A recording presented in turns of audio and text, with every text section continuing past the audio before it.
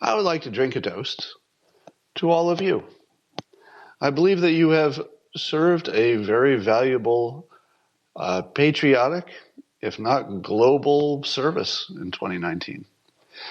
Because of all of you, I get to do this. And I get to do this and suggest ideas and promote ideas that I think are useful. Systems are better than goals, talent stacks. There's nothing I do in public that works unless you're doing what you're doing, which is paying attention. And so this is to you. I lift a special 2019 simultaneous sip to all of you for making the world a better place simply by putting your attention someplace useful. Here's to all of you. You know, I don't know if it's fully dawned on you what's happening, because when you're in the middle of something, you can't see it from the outside anymore. You're too close to it. There's something really important happening right here, like right now, and every time we do this. And what's happening is that there's, I would say, a tribe being built around a series of ideas. So each person that you follow has usually a constellation of ideas, and the reason you follow them or pay attention to them or read their books or whatever, read their articles, is because you like that constellation. And so it forms people into almost virtual idea tribes. You know, they're spread around the world, but it's people who have a common vision of things, and they tend to gather around people who communicate that same vision.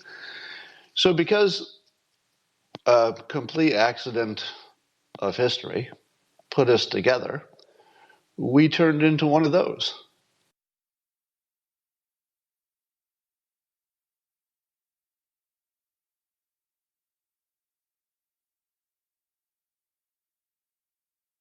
One of the things that you can do with social media and the internet that you couldn't do before is that you can do what I call the moth to the flame. And I'm actually doing it right now. So moth to flame acts like this. I don't know how to go out and search for and find the people who could make these big system designs. But if I keep talking about it in public, somebody's going to find me. and I'm sort of waiting for that to happen. I'm waiting for somebody to, text me and say, I have exactly these talents, and I have this proposal, and the only thing I need is a little attention, because maybe some billionaire will say, yeah, I like that. I'll give that a little funding. So I'm doing moth to flame right now, and if anybody contacts me and says, yeah, I have a design for a city or a neighborhood, I'm going to be all over that. You were talking about how can we get people who learn how to just design systems? And that's something that you see in courses about sustainability and a little bit about engineering, but there's not really jobs available if you studied that. So I actually studied a little bit about sustainable design in my last year at UC Davis, and there's just such a high level position for you to go into. How would someone who had that skill connect the fact that they have ideas but no experience with the money? So I don't know enough about sustainable design. So let me ask this question: is sustainable design, would that include designing an entire city from scratch with everything from how the houses look and how they respond and where they're placed and how the sewage and the transportation works? Is that what that field learns, or am I saying too much there? Yeah, well, so that's actually part of the problem, is that it's so ill-defined. I mean, what part of that, when I studied it, was a whole month on just how do you define sustainability. But generally, yes, that is the sort of thing that it would fall under. And the whole concept is, well, why don't you design for the system overall instead of just this one innovation? One part. So then you're saying that there are people who are graduating with that major who probably are not entering even that field because it's hard to find a job that is that. Is that what you're saying? Yeah, exactly. Well, and it isn't even a field. It's almost an offshoot lately off of environmental engineering. And so my major is actually civil engineering. So that's the key word there, was sustainability. So really it's sort of pigeonholed a little bit into the green world. Is that what's happening? Yeah. Okay. So it sounds like there needs to be some other job that's not so green focused. It's not the sustainability. That should just be one variable in a much larger conversation about what a whole city looks like and how to design it. So I guess the answer is there's probably somebody or some people who, through an accident of history, have developed the kinds of skills that are exactly right. So it's probably somebody who maybe is a little bit of some kind of an engineer who also has worked in local politics, maybe somebody with real estate experience and construction experience. There's somebody out there who's seen a little bit of all of these things. And if we could ever identify that person, and should they be excited about working on putting something together, the normal way these things go is you put together a proposal, and then you find somebody rich to fund it. And then you project manage it, and you figure out, well, all right, how do I get from here to there? I guess I need to make this connection. I need this law to be changed, so I need to find a congressperson. So you kind of crawl your way through it, but first you got to get that person. And if you think you have that skills, maybe put together a proposal and say, if I could get this funded, I will be the project manager for this. I have these skills. So the thing that I think would surprise people, and I'll use an analogy, when I talk about how to break into the field of writing, people are always surprised that it's easy. The hard part is writing, but actually getting published is actually easy because there's more demand for good writing than there is good writing. People don't realize that. They assume it would be hard. But it's not hard to break into writing. It's hard to write. That's the hard part. So likewise, it's not hard to get funding, even for really expensive stuff, if you have a good idea and you can back it up with some kind of skill that people would recognize, like, oh, this person's a real person. So there are billionaires who would actually, they have almost a demand to give their money away, if that makes sense. In other words, they have more money to give away that they want to give away in a productive way, but they just want to do it in smart ways, and there aren't enough smart ways that they can identify as smart ways. So find me a plan and a person who's qualified, and it's some big national benefit, fixes the homeless or fixes some problem. You can probably find your billionaire to give you that money. Okay, so that's a unique talent. How would one go about building that in as their next layer in their talent stack? And as a person who looks for it yourself, how do you look for people who might have those ideas? Well, I've never spent any time looking for them, but one of the things that you can do with social media and the internet that you couldn't do before is that you can do what I call the moth to the flame. And I'm actually doing it right now. So moth to flame acts like this.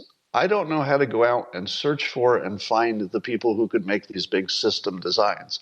But if I keep talking about it in public, somebody's going to find me. and I'm sort of waiting for that to happen.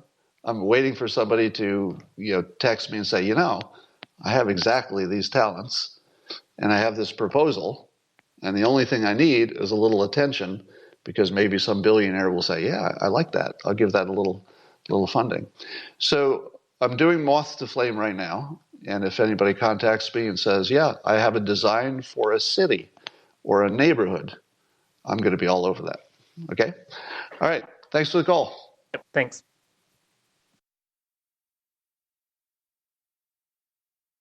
Yep. Question is, what advice would you have for your 30-year-old self?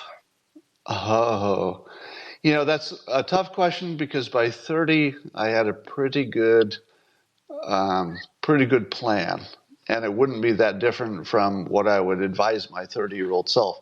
If I had to go younger, do 20. If I had to do 20,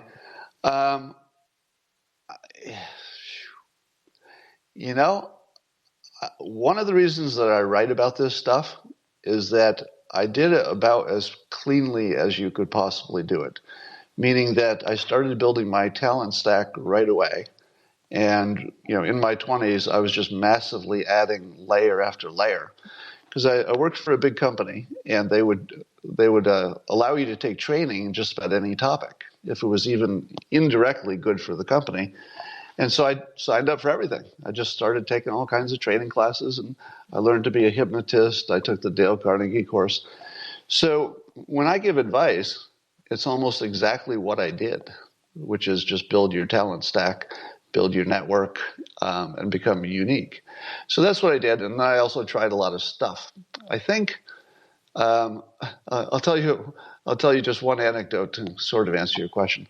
So when I was working my corporate jobs, when there was a thing called the internet that was just being invented. I know this is hard to imagine if you're young, but I worked in a technology lab at the local phone company when the World Wide Web, as it was called, was just being formed. And we had the first, browsers with an internet connection in our little laboratory, the first, not in the world, but among the few people in the world who actually could make an internet connection. The phone companies were among the first. So I was in the lab, and it was our job to show customers this thing called the internet that they had never seen. Imagine that. I was showing people the internet for the first time. People would say, wait, what are you connected to? And I would say, well, my browser is connected through space to a museum on the other part of the world. And people would say, what? You're actually live connected to a web page somewhere else? And you can look at it and you can change it and stuff? And people were just amazed. And when I saw people's reaction, they would actually get out of their chair. And this is where I developed the rule that you want people's body to move to predict that something is important. So when I would present all the various products that the phone company had to offer, and people would sit in their chair and they would be like, that's great. You've got call forwarding. Yeah, I could use that. Multiple calls. Yep, that's what phones do. And they'd be drifting off to sleep. And then at the end, I'd say, well, we have this one other thing that doesn't do anything useful. And we would tell them, this doesn't do anything useful. It doesn't do anything that you want it to do, but it's kind of cool. Watch this. And I would say it's called, I think it probably was the Netscape Mosaic browser or something. But I would say, watch me connect to this museum. And I think there were only literally maybe 3 websites in the world that were actually open and up long enough that you could use them for a demonstration. And I would say, look, I'm connecting, and I'm looking at a picture of a jewel in this museum. And people would stand up, and they would walk over, and they'd say, can I do that? And I'd be like, do what? Use the mouse, control that website on the other side of the world. And I'd say, sure, if you want to. I mean, I don't even know why you'd want to. I'm doing it right in front of you. But if you want to touch it yourself, go ahead. So I'd watch person after person have almost exactly the same reaction. They would stand up. And that was really amazing. So I went to the top engineer at Pacific Bell, and I said, if I wanted to invest in this new and growing thing, this thing that would become the internet, is there any company that would be like a good play that I could put my money into? And the top engineer, his name was Buster. He looks at me and he says, Netscape. And I said, who? And he said, wait, yeah, Netscape. He goes, Netscape. They make the switches and the bridges and stuff that will power the entire internet, and they make the best one, so they're probably going to be the dominant force. So you don't need to know which website or application works. All you need to know is that Cisco, I'm sorry. I said Netscape, but I meant to say Cisco. So the engineer told me that Cisco makes all the servers for the internet, and they make the good ones, and so invest in Cisco. And I said, Cisco? I've never heard of them. And he said, well, you're gonna, because he was an engineer, so he'd visited there. He knew exactly. Thanks in the comments for correcting me. I meant to say Cisco was the company. And so to answer your question, if I could go back 20 years, I would have trusted my experience. And my experience was that when people stand up for an idea, they stand up and they want to go over and touch it. That's going to change the world.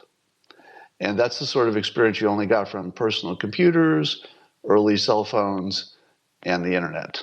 I mean, those were quite unique in that they were civilization-changing technologies.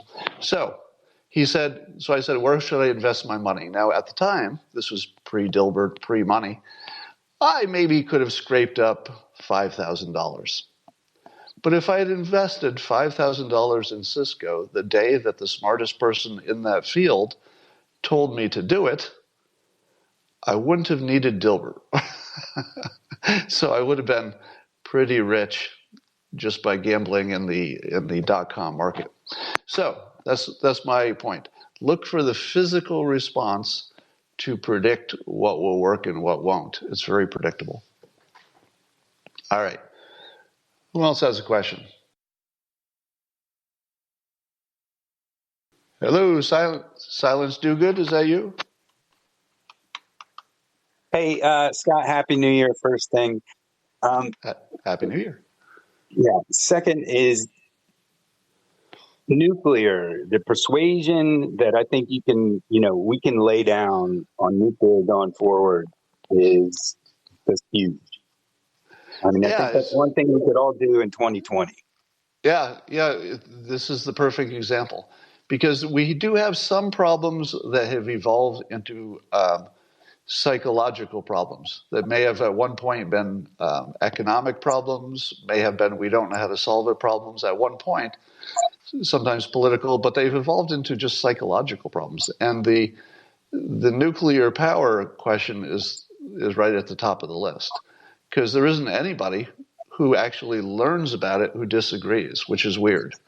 You know, normally people can study all the details of something and they'll still disagree. Nuclear is the one weird category where the people who are against it are just a little bit out of date about the information. As soon as you fill them in with the new information, it's not even telling them they're wrong. It's just saying, oh, there's new information. There's new stuff coming. As soon as they hear that, almost everybody says at least, well, maybe.